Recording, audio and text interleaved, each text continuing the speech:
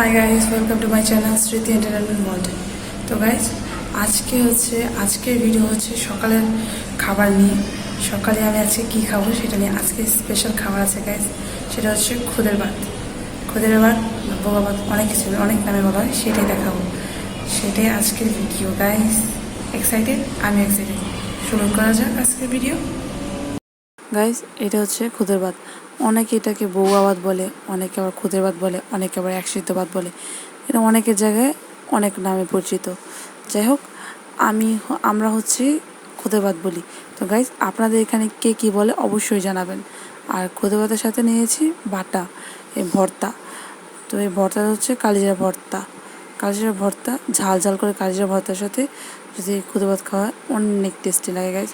কারণ খুদের ভাতের সাথে যদি ঝাল ঝাল কিছু মেখে খাওয়া হয় তো কথাই নেই, ভালো লাগে। তো এক এক জায়গায় এক নিয়ম খায়। তো আমি নিয়েছি একটু পেঁয়াজ নিয়েছি, কাঁচামরিচ নিয়েছি, লেবু নিয়েছি।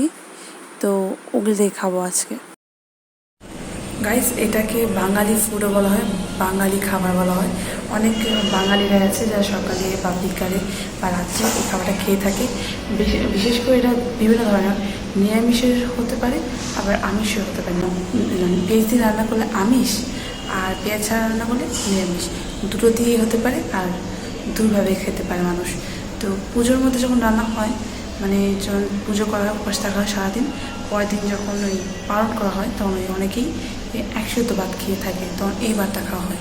আর এই ভাতটা ঘি দিয়ে রান্না করা যায়, সরষের তেল দিয়ে রান্না করা যায়, অনেক কিছু জিনিস দিয়ে রান্না করা যায়, যেটা আমার অনেক ভালো লাগে, অনেক টেস্টিও গাইস। আর জিনিস থাকে যদি ভর্তা, আর কোনো কথাই নেই। কিন্তু পুজোর সময় তখন নিরামিষ দিয়ে খেতে, তখন লাবড়া, পেঁয়াজ রান্না করা লাবড়া দিয়ে খাওয়া অনেক টেস্টি লাগে খেতে।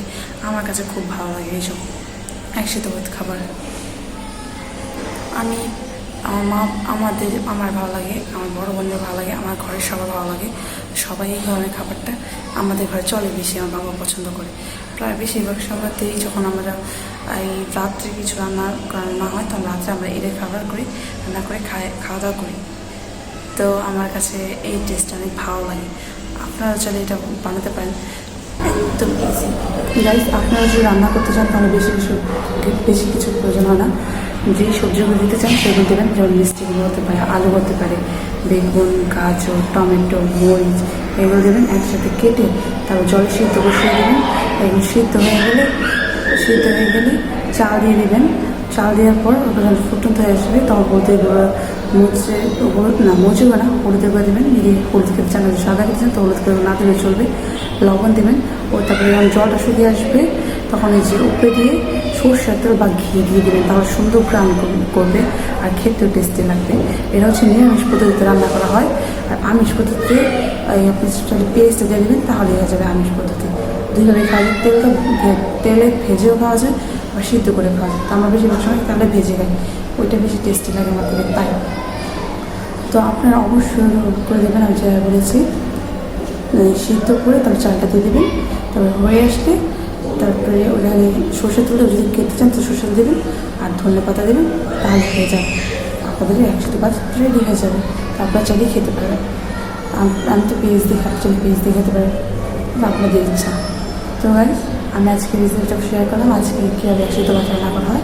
তো আজকে ভিডিও এতটুকুই, আবার নেক্সট ভিডিও দেখা হবে। বাই।